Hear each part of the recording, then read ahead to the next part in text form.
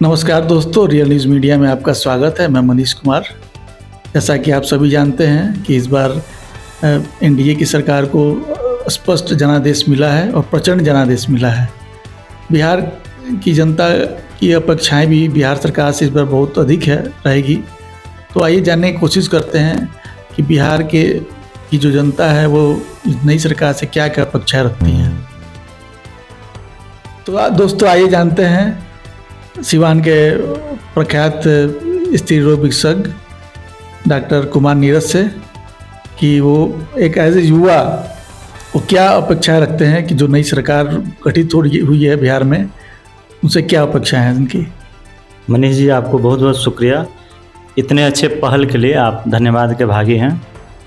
नई सरकार से मेरी अपेक्षा ये रहेगी कि जो सरकारी दफ्तरों में जो फाइल बढ़ने की रफ्तार है वो कछुए से भी स्लो है, तो वो रफ्तार थोड़ी बढ़े। दूसरी बात क्या है कि जो घूसखोरी का अमाउंट है, अगर ईश्वर की कोई कृपा हो और घूसखोरी रुक जाए तो इससे बेहतर तो कुछ हो ही नहीं सकता। नहीं रुक सकता तो कम से कम अमाउंट घूसखोरी का कम हो जाए, जो आम आदमी के बजट में आ जाए, क्योंकि अभी जो घूसखोरी इस चरम पे है जहां आम आदमी के बजट से वो आउट हो चुका है।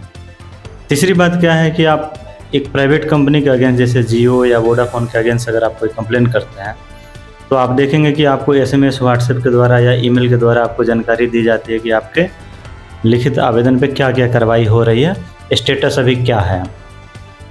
जब आप सरकारी के खिलाफ कोई लिख के देते हैं, वो कागज़ कहाँ खो जाता है या उसको ऑफिस वाले बेच देते हैं और बेच के वो पैसा, कागज़ का जो रद्दी का भाव से जो पैसा आता है वो पैसा भी रख लेते हैं। आपका कागज़ बर्बाद हुआ, आपका स्याही बर्बाद हुआ और जो आपका मेहनत, समय, पसीना, खून बर्बाद हुआ, उसका कोई पूछने वाला नहीं है। तो ये सुधार होना चाहिए। और अगली बात क्या है कि सरकार अपनी प्रचार, अपनी बड़ाई करना कम करे और काम करे। काम करने से एक जनता को खुद महसूस होगा कि मेरी जीवन थोड़ी सरल हो गई, थोड़ी सहज हो गई, बेनिफिट मिला। अब हम डॉक्टर हैं और मेरे दवा से रोगी को फ़ायदा हो नहीं, और हम घूम घूम के नाच नाच के जगह जगह पोस्टर बैनर लगा के खुद ही प्रचार करेंगे, बड़ी बड़ी हम इलाज किए हैं, बड़ी बड़ी हम इलाज किए। अरे भाई, कौन सी इलाज किए हैं? मेरे इलाज से अगर रोगी को फ़ायदा होगा, उसका दर्द में निवारण होगा, तो खुद बोलेगा, मुझे बताने की ज़रूरत नहीं होगी। और अगर मुझे बताने की ज़रूरत पड़ रही है, इसका अर्थ है कि रोगी को कोई फ़ायदा वैदा हुआ नहीं है। तो मुझे अपना क्वालिटी इम्प्रूव करना होगा और प्रचार और अपनी तारीफ़ कम करनी होगी, और इतना अच्छा काम करिए कि आपको प्रचार करना ही नहीं पड़े। जनता आपको ढूंढ ढूंढ के आपको वोट दे, आपको जिताए, लगे कि अरे बाप रे, इतना अच्छा है, काम करते हैं, जीवन सरल और सहज हो गया। और मनीष जी, आपका जो एक पलायन पे जो आपका प्रश्न था, तो देखिए, जो लेबर ग्रेड के व्यक्तियों का पलायन हो रहा है वो तो खैर दुर्भाग्यपूर्ण है ही, और उससे ज़्यादा दुर्भाग्यपूर्ण है कि जो इंटेलेक्चुअल वर्ग के जो लोग हैं, जो जीनियस माइंडेड व्यक्ति हैं। बिहार की धरती तो हमेशा विद्वानों और प्रकांड लोगों की धरती रही है, और उतनी अगर कोई योग्यता लेके अगर यहाँ के गाँव में रह रहा है या छोटे शहर में रह रहा है, तो पता चला उसका पड़ोसी उसको केस में डाल दिया, एक बीघा ज़मीन के लिए या नाद के लिए, खूंटा के लिए, भैंस के लिए, ट्रैक्टर के लिए डाल दिया। अब वो जीनियस साहब वो क्या यहाँ के लिए बड़ा काम करके और क्या रोजगार वो सृजित करेंगे? पहले तो वो थाना में दौड़ेंगे, वहाँ दरोगा चौकीदार उनको गाली देगा, मिसबिहेव करेगा। तो ये एक पढ़े लिखे इंटेलेक्चुअल्स की ज़िंदगी में आए दिन यहाँ देखता हूँ। तो उसमें सुधार हो। जब एक बुद्धिजीवी व्यक्ति यहाँ पे, जो जीनियस आदमी यहाँ पे सेटल करेगा, तो क्या होगा कि हज़ारों मजदूरों को भी रोज़गार देगा। तो आपको संरक्षण की ज़रूरत है जीनियस को।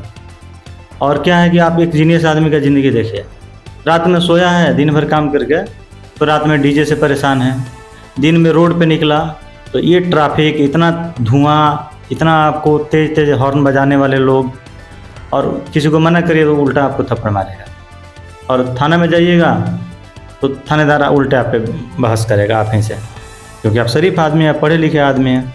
आप लाठी और 4 गो नेता से आप पैरवी करा के तो थाना पे नहीं जाइएगा, इज्जत के साथ जाइएगा, अच्छे से बात करिएगा। तो देखिए क्या आपकी हैसियत तो बताता है आपको। तो ऐसे, और बच्चा को खेलने के लिए क्या है, अगर आप खुद बुद्धिजीवी व्यक्ति हैं और आपकी श्रद्धा है कि हम बिहार में रहें और यहाँ के लोगों को रोज़गार देने के लायक कुछ बहुत बढ़िया काम करें, तो फैमिली को रखिएगा, बच्चे होंगे, कहाँ आपका बच्चा खेलेगा? खेलने का क्या व्यवस्था है? तो और आपका सेफ्टी सुरक्षा किसके हाथ में है? आपको लगता है कि कोई सिस्टम से कहीं आपको न्याय मिल सकता है? अगर मिलता हो तो आप दुनिया के सबसे खुशनसीब आदमी हैं कि आप इस धरती पे, बिहार की धरती पर रह के, और आपको सेफ्टी सिक्योरिटी अगर मिल रहा है और आप सेफ महसूस कर रहे हैं कि आप रात में स्टेशन से आ रहे हैं और आपका मोबाइल नहीं छिनाया, तो आप दुनिया के सबसे खुशनसीब आदमियों में से एक। बस इतना ही कहना है कि इस सब में सुधार हो। बुराइयाँ तो हमने गिना दी, अब सुधार सरकार कर दे तो जीवन यापन सरल और सहज हो जाएगा, जीवन में खुशी का इंडेक्स बढ़ जाएगा। एगो हम डॉक्टर हैं, हम आए दिन लोगों को बताते हैं कि तनाव से बीमारियाँ होती हैं।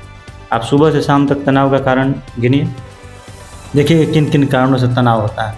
उसमें से 99.9% जो कारण है वो सरकार चाहे तो इसे चिटकी में सॉल्व कर सकती है।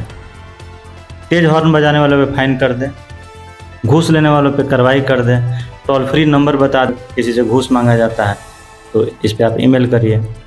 आपका अगर आपके एप्लीकेशन का अगर स्टेटस आपको नहीं पता चलता है तो कंप्लेन करिए। अभी आप कंप्लेन करके कहाँ जाइएगा? जिसके खिलाफ कंप्लेन करिएगा आपको लगता है कि वो आपको ज़िंदा छोड़ देगा? ये तो स्थिति है। तो इस सब में सुधार हो तो हम क्या बोलेंगे, हम ईश्वर के आभार प्रकट करेंगे, सरकार के प्रति आभार प्रकट करेंगे, लोकतंत्र में विश्वास और मजबूत होगी, नेताजी लोग का हम तारीफ़ करेंगे, बढ़ चढ़ के वोट देंगे, वोट दिलाएंगे। मतलब हर एक अच्छे नागरिक का हर फर्ज हम निभाएंगे। लेकिन थोड़ी जीवन में सहूलियत है। रोड में जेने जाइए उधर ब्रेकर है। अब ब्रेकर बनाने वाले से आप पूछिए कि कहाँ से तुम एनओसी लिए हो ब्रेकर बनाने के लिए, कोई परमिशन मिला है? तो देखिए वो पकड़ के मारता है कि नहीं। इज्जत आपको बचाना है तो चुपचाप वहाँ से निकल जाइए। और गांव के रोडों का इंक्रोचमेंट इस लेवल का है कि कितने सरकारी स्कूल हैं जहाँ पे फायर ब्रिगेड की गाड़ी पहुँच सकती है। लोगों ने रोड को उस हद तक छेक कर रखा है, नाद, खूंटा, भैंस, ट्रैक्टर, ट्रॉली सब, कि अगर भगवान न करे कभी किसी सरकारी स्कूल में आग लग जाए तो फायर ब्रिगेड की गाड़ी वहाँ नहीं पहुँच पाएगी। गांव के स्कूलों की ये कहानी है। और उन्हें उधर से एक तरफ से अगर कोई एम्बुलेंस आ रहा हो, किसी प्रसव में अगर कोई प्रसव पीड़ा से अगर कोई महिला गुजर रही हो, एक तरफ से कोई दूसरी 4 व्हीलर गाड़ी जा रही हो, तो आपको लगता है कि गाँव में दोनों गाड़ियाँ एक साथ निकल पाएगी? ऊपर वाला मालिक है। या तो 1 किलोमीटर पीछे तक एम्बुलेंस जाए या 1 किलोमीटर पीछे तक आपका स्कॉर्पियो जाए, तब भी गाड़ी निकलेगा। ये बहुत बेसिक लेवल पर प्रॉब्लम है। हवाई और ऊपर की बात कर देना अलग बात है, लेकिन ग्राउंड लेवल का जो रियलिटी ये है कि इतना स्ट्रेसफुल लाइफ है एक आम बिहारी का, जिसमें दबंगता नहीं है, जो खूब अमीर लूट माफिया गिरी जो नहीं करता है, उसकी जीवन बड़ी स्ट्रेसफुल है। और स्ट्रेस सारी बीमारियों का जनक है। कोई ऐसी बीमारी नहीं जिसमें स्ट्रेस का कोई योगदान नहीं। बस इतना ही कहना है मुझे। Thank you so much. Real news media से बात करने के लिए आपका धन्यवाद डॉक्टर साहब।